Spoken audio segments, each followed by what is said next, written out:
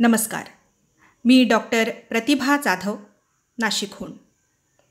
आपणापुढे प्रसिद्ध लेखिका उषा किरण अत्राम यांची बाजा ही कथा सादर करते आहे. बाजा उषा किरण अत्राम. बाजा लक्ष्मीचे लग्न होऊन 12 वर्ष झाली होती. त्यांना 4 मुलं झाली. पेंटा 10 वर्षांचा असतानाच बाजाचा खून करण्यात आला होता. बाजा जन्मतःच मुका होता.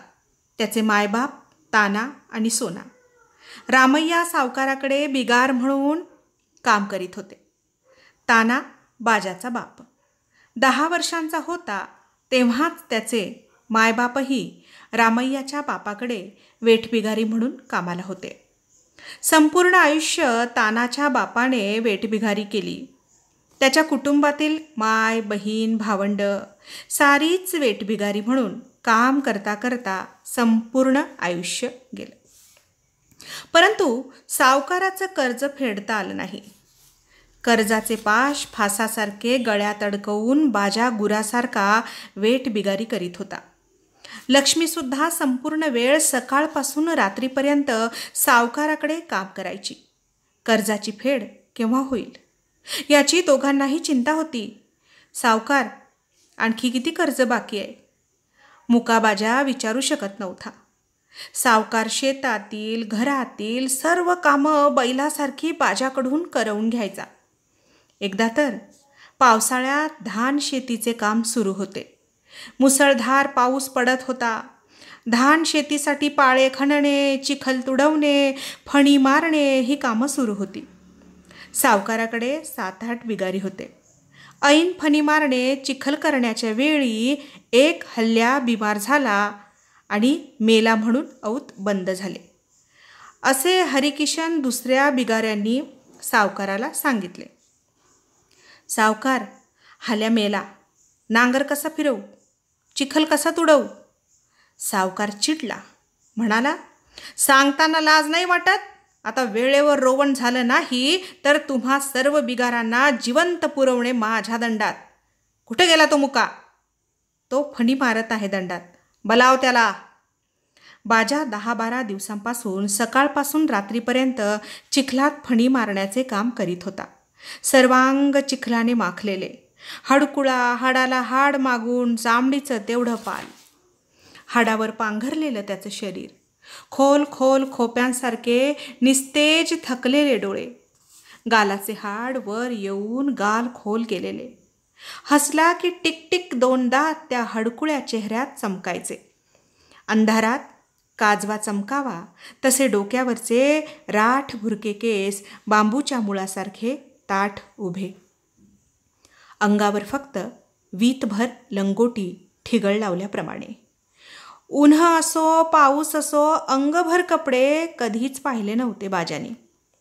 सावकाराच्या घरचेच वर्षाकाठी 1-2 जुने धोतर, 1 नवीन धोतर, 1 बंडी, 1 पंचा, लक्ष्मीला 2 जनता साड्या, 2 पोलके, बिडी काडीसाठी 10 रुपये, धान धुवून पायली 4 पैल्या मिळायचे. एकावेळी सावकार वर्षाचे धान्य पैसे द्यायचा नाही. 2 पायली, 4 पायली, रुपये, 2 रुपये, सणासुदीला तांदूळ, ज्वारी, गूळ, एखाद्या वेळी औषध सावकार थोडे द्यायचा. मुका बिचारा, त्याला बोलता यायचं नाही. तोंडाने ह्या करीत हातवारे करून आपले म्हणणे गाऱ्हाणे सांगायचा. तेव्हा सावकार चुब्बे म्हणत त्याच्या कनपटात एक झापड मारून द्यायचा. कामामध्ये कमी जास्त झालं की बाजाची खैर नसायची. ढोलक्याप्रमाणे तो कधीही त्याची पाठ वाजवायचा. पाठीवरचा हल्ल्या मेला तेव्हा आज मुक्याले आवताले जुता. सावकार गड्डीतल्या नोटा मोजता मोजता गणबा बिगारेले म्हणाला. होजी मालक म्हणत गणबा बाजाले शेतावर तू माझ्या नांगरासाठी ये म्हणाला. तेव्हा बाजाने तोंडाने ह्या करीत हाताने पोट दाबत सांगितले. पण गणबा म्हणाला, मले मालूम नाही ते, काही मालक सांगतात ते मी करतो, तू चाल. म्हणून जबरदस्तीने सकाळीच बाजाला दंडावर घेऊन गेला. उपाशीपोटी बाजाचे पोट खापा गेलेल्या जमिनीसारखे हाडाला चिकटलेले होते. भुकेपायी उपासमार होऊन खंगेला जीव, कष्टाचा डोंगर धाप लागली तर उचलायचा. तंबाखूची पूड दाबत नाईलाजाने मानेवर जू घेऊन स्वतः नांगराचा बैल होऊन नांगर ओढू लागला. मांड्यांपर्यंत चिखलात मोठ्या मोठ्या जळवा, किडे, गोमा, वरून पाऊस पडत होता. वीतभर लंगोटी ढुंगणावर होती. सर्वांग वरच्या पावसानं भिजत होतं. वाळल्या बाभळीच्या खोडाप्रमाणे त्याचं हडकं शरीर बैलाप्रमाणे कंबर वाकवून मानेवर जू घेऊन दोन्ही हातांनी जुवाचे ओझे पेलत पेलत बैलाच्या बरोबरीने कडक मातीचे ढेकळं फोडून चिखल तुडवीत होते. पायाखालच्या ओल्या चिखलात काटे मोडायचे, पायाला जळवा चिकटायच्या, आतल्या आत रक्त प्यायच्या, अंगावरती किडे धावायचे, माशा डास चावायच्या, वरून धो पाणी पडत होतं. केवळ शरीरातली उष्णता. बाजा नांगर ओढत होता. दुपारी 2-3 वाजता गोळाभर भात, लहान गंजभर पातळ धुवणासारखी आंबील, मिठाचा खडा, 2 लाल मिरच्या असं जेवण त्याला मिळालं. पुन्हा नांगरटी सुरू. संध्याकाळ होऊन दिवे लागण झाली तेव्हा मानेवरचं जू खाली ठेवल्या गेलं. मुका बाजाची कंबर, खांदे, मान बधीर होऊन गेली. त्याला असह्य वेदना होऊ लागल्या. शरीरातला थकवा आणि पोटातील भुकेचं काहूर बाजाला अस्वस्थ करू लागलं. त्याचा हाडकुळा भुकेला जीव, दिवसभर पाऊस प्यालेलं शरीर विश्रांतीसाठी तळमळू लागलं, थरथरू लागलं.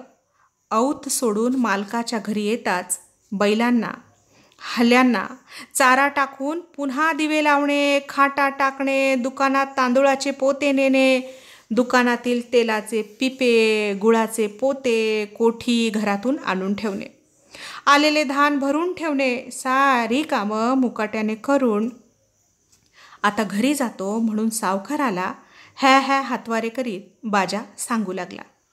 तसेच दिवसभर मानेवर जू घेऊन नांगर ओढला. उद्या मला जमणार नाही, दुसऱ्या कोणाला तरी सांगा, असं हातवारे व तोंडांनी ह्या करीत बाजा सांगू लागला.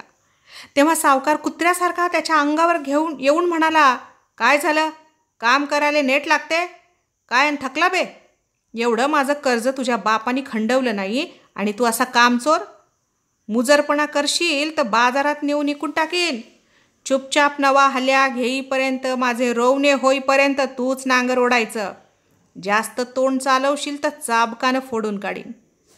लक्ष्मीने खरकटे भांडे घासता घासता आपल्या मुक्या नवऱ्याला नांगराला झोपून वरून विकून टाकायची, फोडून काढायची धमकी देतो. हे ऐकून तिचे हृदय पिकल्या पिकासारखे फुटून निघाले. आंतरिक वेदना तिच्या काळजात मावेना, परंतु तेवढेही दुःख तिने पिऊन टाकले कडू काढ्यासारखे. कारण तोंड दिलं तर सावकार विकून टाकेल, मार चाबकाने मारेल. कुठेही जीव घेऊन पळून जावं तर तिथूनही सावकार शोधून आणतो. दावणीच्या बैलासारखेच होते. वेठ बिगारीचा फास जणू केव्हाच तुटायचा नाही. जोपर्यंत कर्ज खंडत नाही तोपर्यंत, मरेपर्यंत सावकाराचं काम करायचं बस. एवढंच आपल्या हातात आहे, एवढंच त्यांना माहीत होतं. 8-10 दिवस मोठ्या बळाने नांगर ओढण्याचं काम बाजानी केलं.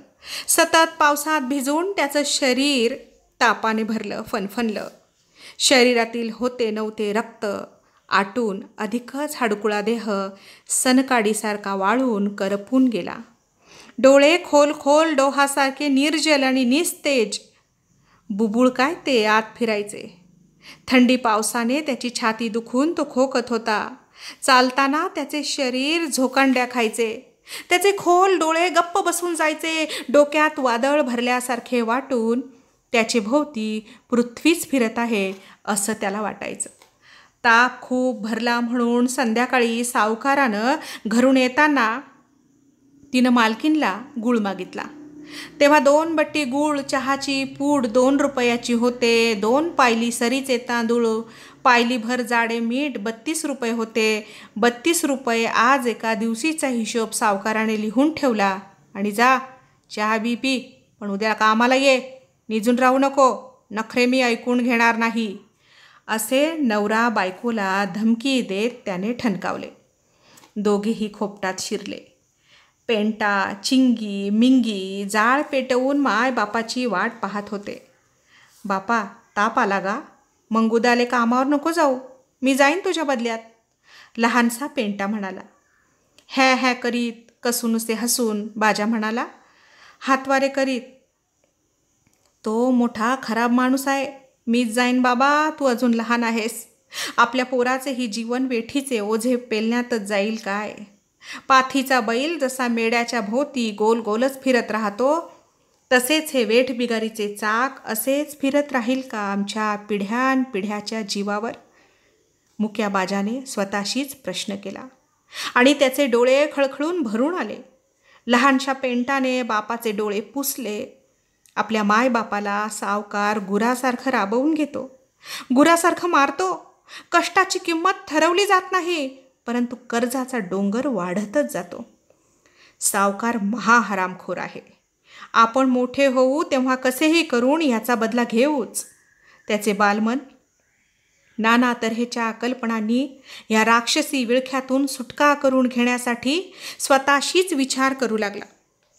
बाजाला खूप सणकून ताप भरला. 2 घोट गुळाचा चहा पोटात गेला. बाहेर पाऊस मुसळधार सुरू झाला. अंधार गुडूप रान चौफेर अंधारात डुबून गेले. बाजाच्या झोपडीतून पाऊसधारा पडू लागल्या. गाडगी, मडकी, चिंध्या, पालव ओले झाले. काटक्या, लाकडं पेटवून कसाबसा जाळ करून लक्ष्मी उपाशी पोटीच लेकरांना घेऊन रात्रभर बसून घालवत होती. बाजा तापाने कण्हत बडबडत होता. पावसामुळे गोमा, विंचू, बेडूक, शेंबड्याही खोपटात शिरल्या होत्या. पहाटेचा कोंबडा आरवला. लक्ष्मी पोरांना घेऊन बसूनच होती. तेवढ्यात अंगणाचं झोपाटं सरकवीत तावातावाने सावकाराने हाक मारली, अरे मुक्या, कामावर नाही आला अजून? दिवस कासराभर आल्यावर का दंडात जाचं? रोवण्यासाठी पारोगानं वण्यारण्याचं हाय आणि तू अजून खाटावर हाय निजून? बाजा तापात बुडून होता. लक्ष्मी फाटका पदर नीट करीत दारात येत म्हणाली, लई तापाने हाय थो, पोटात दुखतंय त्याच्या. भीत भीत म्हणाली, तोंड केविलवाणं केलं. उत्तर ऐकून सावकार फुर करणाऱ्या घोड्यासारखा चिडला. हातवारे करून डोळे ताणत फनकारात ओरडला, काय पोट दुखतं त्याचं की तूहीच दुखतं? लाल पांढरे कावे काढत नाक पुड्या फेंदारून निर्लज्ज हातवारे करीत तो ओरडला. त्याचे बेशरमपणाचे बोलणे ऐकून ती गप्प राहिली. मुक्या मारासारखे शब्द ऐकून, बिगार कर्ज 2002 रुपये झालं, आजची रोजी 100 रुपये दंड धरून, समजलं? खंडवा डुकरीच्या पिढ्यानपिढ्या तुम्हाला आकला नाही जनावराच्या अवलादांनो. तू हाजा गेला, बाप मेला, आता तूही मर. पण आमचं ऋण खणता खणता नाही पाप्यानो. आता तू हे पोरं आहेस, तेली पाठव बिगारीवर. वतनदारांचे बेटे जसे, लवकर कामावर ये, नाही तर तू ह्या सालट्या वाळू घाली ना. बडबडत रस्त्याने चालू लागला. लक्ष्मी खाली मान घालून दुःखाचा कड पिऊ लागली. बायगो, चिमूटभर पीठ आहे, गाडग्यात बापाले आंबील करून दे, मी जातो कामावर. तो बकरा कसा घरार गिधाडासारखा येरझारा घालून शिव्या देतो रंडवा. माय, आपल्या गावात रातची शाळा सुरू झाली, मंगाशीच गुरुजी येऊन गेले. दिवसभर काम करू लागा आणि रातच्याला शाळेत या, पाठ्यपुस्तक फुकट मिळते म्हणाले. गुरुजीलाही चांगले हाय माय. मन्या, भगत, होच्या, केसू, संभा, रिमी, बारकू, पेकाचं बी नाव लिहून नेलं मा. मी आता कसा शिकीन, मस्त लिहीन, वाचीन, हिशोब करीन, त्या सावकारेले सांगीन. पेंटा खुशीत येत माले सांगू लागला, शिक मा, तू तरी आम्हालो ह्या अंधारातून उजेडात ने, माय म्हणाली. शाळा सुरू झाली. दिवसभर टोल्यावरची पोरं कुणी लहान भावंडांना राखत, तर कुणी सावकाराची गुरं वळवीत, कुणी रानातून बारड्या पाखरं मारत, तर कुणी चिकण्या मातीच्या गुल्यालीसाठी तळ्यावर गोळ्या करीत, कुणी आवळे, चिंचा, कवटपाडी, तर कुणी कडू कांदे खणून आणत. पेंडा चिंगीही मायेला हातभार लावायची. रानातून डोक्यासाठी पानं, दातवण, काड्या, पिंपळबार, सागरगोटे, गुंजा, कवे, बहाब्याच्या शेंगा, इंद्रावण, बिब्बे आणून विकत. रानातून कधी खेकडे तर कधी तलावातल्या चिखलातून बोंबील मासे, कमलकंद, बोळदे, फुट्या, कचरं आणून खायचे. रात्रीला नियमित शाळेत जायचे. अक्षर अंक ओळख झाली. पेंटा सर्व लक्ष देऊन ऐकायचा. चिंचोके, टेंभरीच्या बिया, झाडांची पानं मोजून मोजून पाढे पाठ करायचा. तळ्याकाठावर बसून लाल मळे मोजून बेरीज वजाबाकी करायचा. त्याला शिकताना खूप मजा वाटायची. मी शिकीनच अशी प्रतिज्ञा त्यानं मनोमन केली. 4 दिवस तसेच गेले. लक्ष्मी सावकाराच्या घरी भांडी, पाणी, कपडे निवडणं, पाखडणं आणि रोवण्याच्या कामाला जाई. बाजाला खूप ताप असल्यानं तो कामावर जाऊ शकत नव्हता. पोटात भूक मावेना, हातापायातील अशक्तपणा जाईना, डोळ्यापुढचा अंधार अधिकच गडद व्हायचा. सावकाराचा वेठबिगारीचा फासा अधिकाधिक आवळत होता. शिव्या शापानी, अपमानानी खाली मान घालून लक्ष्मी दिवसभर राबून उपाशी पोटी उष्टपुष्ट घेऊन यायची. लहान लहान 3 जीव, घास 2 घास, तर कधी पाणी पिऊनच झोपी जायचे. परंतु कधीच नसायचा हट्ट खाण्यासाठी. मुक्या बाजाला मनातून सावकाराचा, त्याच्या राक्षसी वृत्तीचा, त्याच्या वेताळ्यासारख्या सतत पाठलाग करणाऱ्या वेठबिगार फासाचा क्रोध यायचा. सावकाराचा मार खूपदा त्याने सहन केला होता. 2-3दा तो पळूनही गेला होता. परंतु सावकाराने शोध लावून मरेपर्यंत मार देऊन पुन्हा पळालास तर जिवंत मारून टाकीन अशी धमकी दिली होती. पळून गेलेल्या बिगारास दुसरे सावकार कामावर ठेवत नसे. त्याच्या मूळ मालकास निरोप देऊन हात पाय बांधून मालक रट्टे हाणत बैलासारखे पुन्हा आपल्या वेठीवर नेत असे किंवा दुसऱ्या सावकाराला 400-500 रुपयास विकून टाकत असे. बाजाला आपल्यावरील अन्याय, अत्याचार, होणारा छळ, पिळवणूक कुणाला तरी सांगावी वाटे. तो आतल्या आत तडफडायचा. त्याच्या मनाचा आक्रोश अहोरात्र सुरू असायचा. पण आतला आवाज, आक्रोश आतल्या आत दबून जायचा. त्याचं नाव बाजा होतं. परंतु हाडामासाचा हा बाजा आयुष्यात कधीच वाजला नव्हता. त्याचा सूर आतल्या आतच दडपला गेला होता. 4 दिवसानंतर सावकार पुन्हा दारात आला. मुक्या, तुले काही लाज लज्जा? अरे खाटावर निसशील तर तुझं काम कोण? तू बावा येऊन करील का? त्याने मुरकुट घालून झोपलेल्या बाजाचे केस कचकन धरून त्याला खाटेवरून ओढले. तापाने गळलेला बाजा हॅ हॅ करीत, डोळ्यातून आसवं टाकत, थरथर कापत भेदरून गेला. मालक आता बडवणार म्हणून तो भयभीत होऊन हात जोडून अश्रू गाळून क्षमा मागू लागला. बापाचा कळवळा आणि सावकाराची नीच वर्तणूक पाहून लहानसा पेंटा कळवळून म्हणाला, मालक, नको मारूजी माझे बाबाले. ए चुपरे पिल्ल्या, तू ह्या बाचं काम कोण करील? कर्ज कोण खंडवील? तोंडातील थुका उडवीत, डोळे वटाळून, नाक फुगवीत, कमरेवर हात ठेवून सावकार म्हणाला, तू मले सांगतो का बे? आता कुठं अंड्यातून निघालास न मला शिकवतो? मग का तू येतो बाच्या कामावर? चाल बे, आजपासून तू ये कामावर. मुक्या, तुझ्या पोराले पाठव आजपासून. तो गुरं राखील, पाणी भरील, मोठा झाला आता. आजपासून तू ये बे. तोच पेंटा हातातल्या गुल्याल मारत म्हणाला, मी नाही येत जा कामाले. मी का मोठा आहे का? अरे शिंच्या, लई मस्तीले आला ना बे. का व लक्षे, तू व हे टोंगरभर तितीर नाही न माया तोंडाले तोंड देते ना लेकाले फलकवूनच टाकीन. सावकार तरातरा आग पाखडत हाताची थापड घेऊन पेंटाच्या मागे लागला. तसाच पेंटा पळत म्हणाला, तू मारून तर पाय. माझ्या मायबापाले मारलं तसं मले मारतो म्हणशील तर मी ऐकून घेणार नाही. सावकार असशील आपल्या घरचा, साऱ्या लोकांचं रगत पितो, लुबाडतो, आमच्याच रक्तावर पोकला ना तू. थांब थांब, मोठा तर होऊ दे, तुले बी म्या घनचक्कर दावीनच. थांब. बापरे, पेंटाने तर आज कहरच केला. मनातला राग त्याने भडाभडा उलटी व्हावी तसा बोलून मोकळा झाला. सावकाराची पायाची आग मस्तकात गेली. त्याचं शरीर ढोल्यासारखं घामाने भिजून डोळ्यात नुसती आग पेटली होती. तू तू महा अपमान केला म्हणत तणतणीत बाजाच्या पेकाटात 4-5 लाथा हाणल्या. मराले टेकलेल्या ढगी बैलाप्रमाणे जागच्या जागी कन्हत तोंडाने हॅ हॅ करीत बाजा रडू लागला. घरात चिंगी मिंगी घाबरून कोपऱ्यात पिल्ल्यासारख्या भयभीत होऊन रडू लागल्या.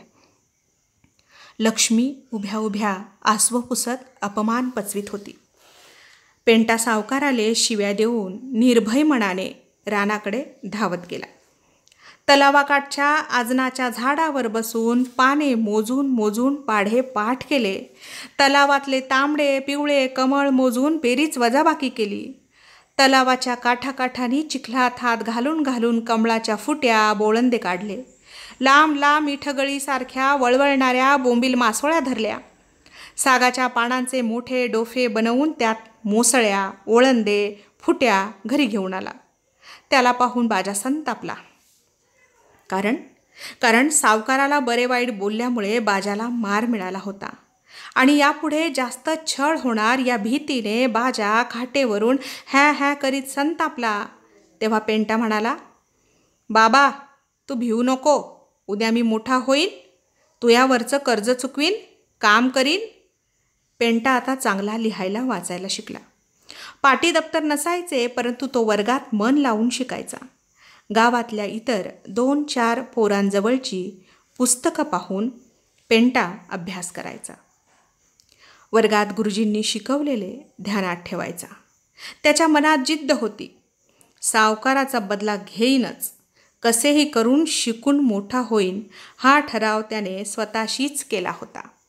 या अंधार यात्रिकाने सूर्य मुठीत धरण्यासाठी व अंधार यात्रा संपवून टाकण्यासाठी आता तो अंधार पिऊन उजेडाची प्रत्येक सकाळ स्वतःच शोधू लागला.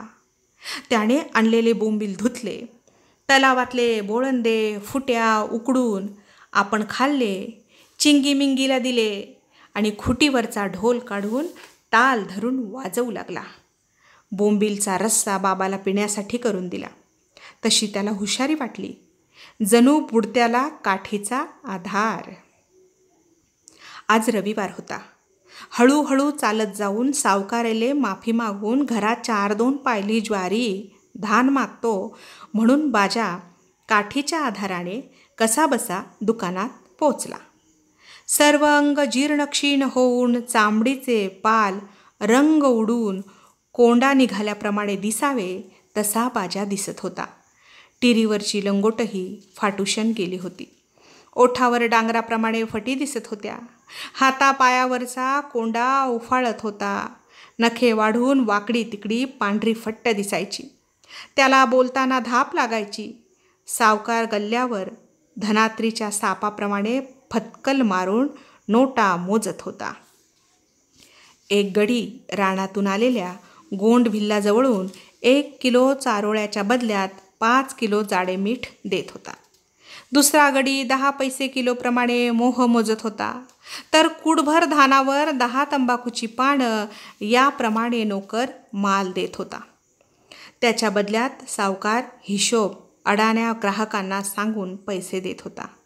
नाकावर माशा बसल्याप्रमाणे नस नस करीत, बेट्यांना हिशोब नाही आहेत, बाप जन्मी पैका पाहिलाच नाही काय करावं यांनी तरी, ख्या ख्या करीत उपहासाने हसत धान मोह चारोळ्या विकणाऱ्यांच्या अंगावर पैसे भिरकावून मी इंद्राचा ऐरावत आहे अशा थाटात तो बोलत होता.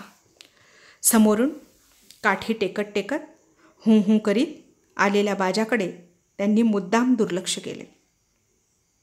परंतु त्याला पाहताच त्याचा मेंदू वितळू लागला. हातापायांवर पाल चढल्याप्रमाणे तो तापला. ह्याच्या पोरांनी माझा अपमान केला, याचा बदला घेण्यासाठी त्याच्या मुठी शिवशिवल्या. बाजा समोर येऊन खो खो करीत हॅ हॅ करून हात जोडून माफी मागू लागला. तसा सावकार गुर्रावला, आला का बे, 10 दिवस खाटेवर निजून आता हात कायले जोडते बे, 10 दिवसाचं कर्ज पुन्हा 500 रुपये. तू ह्या कर्जात भर पडली. 3,000च्या वर कर्ज झालं. आता काही भेटायचं नाही. तू या त्या पोट्ट्याला पाठवून दे माझ्याकडं. मोठा आलाय हात जोडत. तसा बाजा सावकाराच्या पाया पडला. सावकारांनी डोळे लाल पिवळे केले. त्याने घरात ये म्हणून हातांनी खुणावले. कोठी घराच्या आत एक अंधारी खोली होती. त्यात गव्हाचे पोते, तांदळाचे पोते, तेलाचे पिपे, मिठाचे पोते, धान, मोह गचागच भरून होते. आत लहानशी एक खिडकी होती. आत अंधार गडप होता. त्या खोलीत ना सूर्यप्रकाश यायचा ना खोलीतला आवाज बाहेर जायचा. बाजाच्या मनात आशेचा फुलोरा फुलला. सावकाराने आत बोलवले तर काही ना काही 2 पायली टाकेलच पदरात या आशेने तो कन्हत 2-3 खोल्या ओलांडून घरात गेला. सावकारांनी खोलीचे दार लावून घेतले. तसाच बाजा मनात सरकला. आता मालक मारणार या भीतीनं तो कळवळू लागला. सावकाराच्या पाया पडून केविलवाणी तोंड करून हॅ करून क्षमा मागू लागला. जीवनदान मागू लागला. परंतु मस्तकात चढलेली क्रोधाग्नी ज्वाला अधिक भडकून सावकार वेडा झाला होता. त्याने दना दना दना दना 10-5 गुद्दे त्याच्या छातीवर मारले. पोटावर पाठीवर लाथा मारल्या. वाळल्या मोळीसारखे उचलून भाडकन खाली आदळले. त्यासरशी गलित गात्र झालेला जीव पाखरासारखा फडफडला. रक्त नाकातोंडातून टाकले. केविलवाने तोंड पाणी पाणी म्हणून तडफडू लागले. डोळे गरगर फिरवून एका क्षणात मुका बाजा कायमचा मुका झाला. त्याचे असले नसले बेसूर सूरही आज कायमचे बंद झाले. त्या काळोख्या खोलीत बिचाऱ्या बाजाचे प्राणपाखरू उडून गेले होते. क्षणभर जीव गेलेला पाहून सावकार घाबरला. दुसऱ्या क्षणी त्याने दाराला कडी घातली आणि कपडे सावरत दुकानाकडे आला. बाकीचे नोकर सावकाराकडे पाहून कामाला लागले. परंतु मुका बाजा आत जाताना फकीरा व राघूने पाहिले होते. त्यांच्या मनात पाल चुकली. परंतु ते गप्प राहिले. मनातून घाबरले आणि कानावर हात ठेवून कामात गुंतले. दिवस मावळला. लक्ष्मी भांडे निवडणं दळणं करून, भाजी कापून, दिवे लावून घरी गेली. तिला बाजा मालकाकडे आला हे माहीतच नव्हतं. पेंटा शाळेत गेला होता. माय घरी जातात पेंटा मिंगी म्हणाले, माय बाप नाही आला? कुठं गेला पर? बाप मालकाकडेच तर जातो म्हणाला. 2-4 पायली धान मागतो म्हणाला. चिंगी पाण्याची कळगी ठेवत म्हणाली. पेंटा शेजारच्या घरून दिलेले कडू कांदे मोहात टाकून उकडण्याकरता जाळ पेटवून माईला म्हणाला, माय कांदे उकड, भूक लागली. तोवर बाप येईल, आपण खाऊ. लक्ष्मीने जाळ पेटवला. कांदे उकडायला मांडले. रात्र चढत होती. 8, 9, 10 वाजले. पण बाजाचा पत्ता नव्हता. सावकाराचं घर पाड्यापासून 1 किलोमीटर अंतरावर होतं. अजूनही कसा आला नाही? लक्ष्मीला काळजी वाटली. पेंटाला येतो मा, तुम्ही झोपा म्हणत झोपाटा सरकावून त्या अंधारात कशाची पर्वा न करता झपाझप पावलं टाकीत सावकाराच्या वाड्यावर ती पोहोचली. सावकार झोपाळ्यावर झोके घेत होता. नोकर चाकर उरली कामं करून घरी जायच्या गडबडीत होते. अरे गणबा, हरिकिसन, जागो, तुम्ही इथंच थांबा रे. धानाची थप्पी बाहेरच्या वरांड्यावर पडली आहे, तेव्हा इथंच खाऊन पडा. सावकार चंचितली सुपारी खात म्हणाला. तोच लक्ष्मी दरवाजात उभी. मालक मुका कुठे आहे जी? तिनं भीतभीतच विचारलं. मले का मालूम, मी का पायीत राहतो का? कोठं गेला मसनात? तो वस्कन ओरडला. ती अडखळत म्हणाली, इकडेच तर तुमच्याकडे जातो म्हणून तर घरी पोरायले सांगून आला. मले माहीत नाही, 10 दिवस झाले मी त्याचं तोंड पाहिलं नाही. न तू मले विचारते वा, लय शायनी आहेस ना? बिचारी लक्ष्मी तोंडात मारल्याप्रमाणे हतबल झाली. वाड्यातील 4-5 गड्यांना दिसला का मुका म्हणत विचारलं. कोणीच सांगेना. माहीत नाही, दिसला नाही असंच उत्तर मिळालं. आजारी मुका गरीब आपला नवरा कुठे गेला असेल? तिच्या अंगावर एकाएकी भीतीच्या काट्यांची फांदी उभी झाली. मनात अंधाराची साय दाट झाली. उरात कळ घेऊन ती पुन्हा अंधार पीत पीत खोपटात पोचली. पेंटा आगेटीच्या उजेडात पुस्तक वाचत होता. माणसाला माणुसकीची जाणीव झाल्याशिवाय तो पेटून उठणार नाही. पेंटा वाक्य घोकून घोकून परीक्षेची तयारी करीत होता. झोपट्याचा आवाज होताच पुस्तकातले लक्ष तिकडे वळवून तो म्हणाला, माय, आला का बाबा? नाही रे बेटा, कुठं गेला तुझा बाप? वाड्यावर विचारपूस केली पण माहीत नाही म्हणाल्यात. कुठं गेला असेल? एवढ्या अंधारात? रानात कुठं पाहू मी त्याला? तिचा गळा भरून आला. हृदयात कालवा कालव झाली.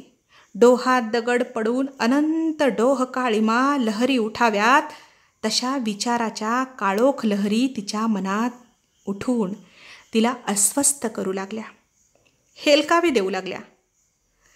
पेंटा, मी येतो मुखिया दादाकडे जाऊन. 1-2 फरलांगावर गोटूल होते. गोटुलात अजूनही पंचायत भरल्याचा आवाज ऐकू येत होता. तिला आशेचा किरण चमकल्यावानी वाटले. ती गोटुलात गेली. बाजा कुठं आहे का म्हणून चौफेर नजर फिरवली. सर्वांना विचारपूस केली. मुखिया दादा, मुका दिसला का? होय होय बाई, दुपारी 3-4 वाजता तो तर सावकाराच्या वाड्याकडे जातो म्हणाला. तवा बोगा व शंकरही म्हणाला, हो ना, मी बी पाहिलं. दुकानाच्या आवारातच भेटला. तो दुकानातच गेला बापा. गणपा हरिकिशनही तिथंच होते. विचार ना त्यांना. पेंटा सर्व बाया माणसांना सांगत होता, माझ्या बापाला सावकारानं गडप केलं. सर्व लक्ष पेंटाच्या हाकेकडे लागले. चला माझ्यासोबत सावकाराच्या वाड्यावर. लहानसा पेंटा एखाद्या पेटत्या ओंडक्यासारखा पेटून निघाला होता. वस्तीभर मुखियाने फुकार दिला. सारी वस्ती, जवळपासचे टोल्यावरचे आदिवासी स्त्री पुरुष, लहान मोठे सावकाराच्या वाड्यासमोर गोळा झाले. वाड्याला लोकांनी घेरून टाकले. पेंटा, मुखिया, संबा, शिवा ओरडले, सावकार घराबाहेर निघ. सावकार घराबाहेर निघ. सावकार बाजा कुठं आहे? सावकाराचे धाबे दणाणले होते. घशाला कोरड पडली होती. वाड्यात काम करणारे सर्व नोकर बिगार पुढे या. कोणीही आज काम करायचं नाही. जे कोणी या राक्षसाकडे यापुढं काम करल त्याला पंचायत जातीबाहेर ठेवील. त्याचेकडून दंड घेतला जाईल. 10 कोसाबाहेर हाकलून दिल्या जाईल. यापुढं सावकाराची, जमीनदाराची मनमानी चालणार नाही. कोणीही यापुढे वेठ बिगारी स्वीकारायची नाही. वेठ बिगारी बंद झालीच पाहिजे. बाजा कुठे आहे सावकार? जाप द्या, बाजा कुठे आहे? खवळलेला मुखिया सावकाराच्या घरात जाऊन त्याला बकऱ्यासारखे बोखोट धरून खेचत घेऊन आला. तेवढ्यात जंगलातले शिकारदार गावात ओरडत आले, डोहात कुणाचं तरी प्रेत तरंगत आहे. जमाव चिरडून गेला. पेटत्या आगीत तेल टाकावं तसं लोक भडकले. सावकाराला लाठ्या काठ्यांनी दगडांनी ठेचून काढले. त्याचे दुकान, घर जमावानी पेटवून दिले. सावकाराचे कपडे काढत त्याला वस्तीभर फिरवले. हात पाय बांधून पोलिसांच्या स्वाधीन केले.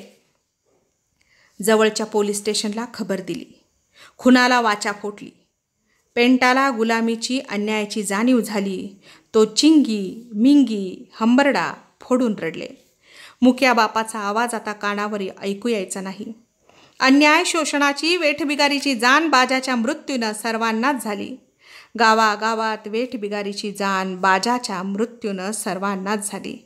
गावागावात वेठबिगार करायचा नाही. वेठबिगार संपलीच पाहिजे म्हणून गोटूल पंचायतीमध्ये ठराव झाला. गावागावातले लोक सावकार जमीनदाराकडे काम करेनासे झाले. पेंटा अनेक सोबत्यांना घेऊन टोल्या पाड्यावर भाषणे देऊ लागला. वेठबिगारीचा साप सर्वांनी ठेचून काढला. सर्वांनी जिल्हाधिकाऱ्यांना कळवलं, वेठबिगारीवर आळा घाला. आम्हाला शोषण, छळापासून मुक्त करा. आम्ही आंदोलनं करीत आहोत. कागदावर पहिल्यांदाच शिकलेल्या तरुण तरुणींनी अक्षरात सह्या केल्या. तेव्हा त्यांच्या चेहऱ्यावर सूर्य चमकला. गावागावातील सावकाराकडील वेठबिगार, आदिवासी कामावरून बंद झाले. सावकार वेठबिगारीमध्ये हाहाकार उडाला. आम्ही वेठबिगारी करणार नाही. तुमचे कोणते कर्ज आहे आम्हास माहिती नाही. आम्ही एक पै देणार नाही. हात तुगारून तर पहा, पोलिसात तक्रार देऊ. वेठबिगारांची संघटना तयार झाली. पेंटा, मुखिया, गावातील शेजार पाजारच्या टोल्या पाड्यावरची तरुण मुलं मुली, वेठबिगार एक होऊन त्यांनी लढा पुकारला. पेंटाचे धाडस, जिद्द पाहून सारे बिगार सतर्क झाले. आम्ही लढाई जिंकली म्हणत रेला गात सर्वांनी सुटकेचा निश्वास टाकला. काळोखातून सूर्य निघाला. पेंटा काळोखाच्या फांदीवरचे एक सूर्यफूल झाला. हरवलेल्या मुक्या बाजाचा सूर पुन्हा पुन्हा पेंटाला स्फूर्ती देऊ लागला. आता मात्र लक्ष्मीच्या मनात पाल चुकचुकली. मुखिया दादा आणि लोकांना लक्ष्मी सांगू लागली. पेंटानी सावकाराचा केलेला अपमान आणि शोषण छळाबाबत सांगितले तेव्हा भोला शिवा डोमाही म्हणाला, हो हे खरं आहे.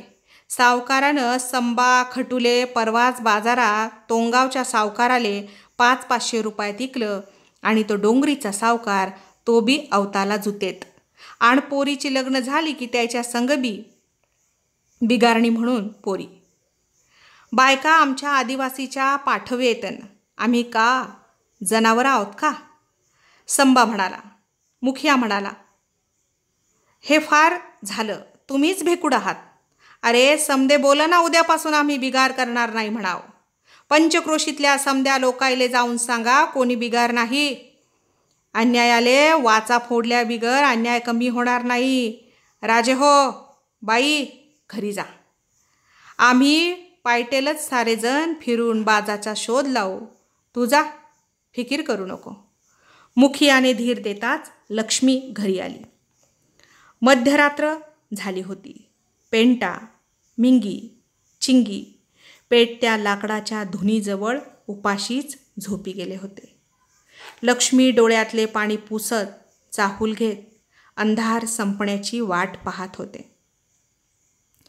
त्या काळोख्या रात्रीला बाजाचा सूर तिला गवसलाच नाही. रात्री गणबा, हरिकिशन, जागोला सावकाराने आत बोलावून 10-10 रुपये एक बाटली दारू पिऊन बाजाचे प्रेत राणाच्या डोहात फेकून देण्यास सांगितले. कुणालाही सांगायचे नाही, नाहीतर जीवानिशी ठार करेन अशी धमकी दिली. पोत्यात गाठोडे बांधले. बैलगाडीत बाजाचे प्रेत अंधारात तिघेही घेऊन गेले आणि डोहात फेकून परतणार तोच मुखिया, संबा, शंकर हातात लाठ्या घेऊन गावाजवळ भेटले. गणबा, हरिकिशन, जागो घाबरले. त्यांची बोबडी वळली. अरे कोठं गेला होता रातच्या वकतले? बाहेर गावले गेलो होतोच की. धडधडणाऱ्या उरावर हात ठेवत गणबा जास्त न बोलता बैलगाडी हाकलून निघून गेला. डोहात सापडलेले प्रेत मुका बाजाचेच होते. गावकरी, लक्षी, पेंटा मोर्चा घेऊन पोलीस स्टेशनला गेले. सारी घटना पोलिसात दाखल केली. सावकाराला बेड्या ठोकल्या. पोलिसांचे दंडे पाठीत पडल्यावर बरोबर मुक्या बाजाला ठार केल्याची कबुली त्याने दिली. त्याचे प्रेत नदीत टाकणारे गणबा, हरिकिशन, जागोही खुणात सामील झाले. त्यामुळे तिघांनाही 10,000 रुपये दंड व 5 वर्ष सजा झाली. सावकाराला आजन्म कारावास झाला. 50,000 रुपये दंड झाला. मुक्या बाजाचा कधीच न येणारा आवाज पेंटाच्या रूपाने वेठबिगारी बंद करणारा, लोकांचा अन्याय शोषणाविरोधी उठणारा आवाज ठरला. पेंटा गावागावात जागृती करीत वेठबिगारीचा साप मारण्यात यशस्वी झाला होता. म्हातारा होच्या म्हणाला, पेंटा अंधाराला लागलेलं सूर्यफूल आहे. पेंटा अंधाराला लागलेलं सूर्यफूल आहे आणि मेलेल्या मुक्या बाजाचा सतत आवाज देणारा पेंटा नवीन बाजा आहे. पेंटा नवीन बाजा आहे.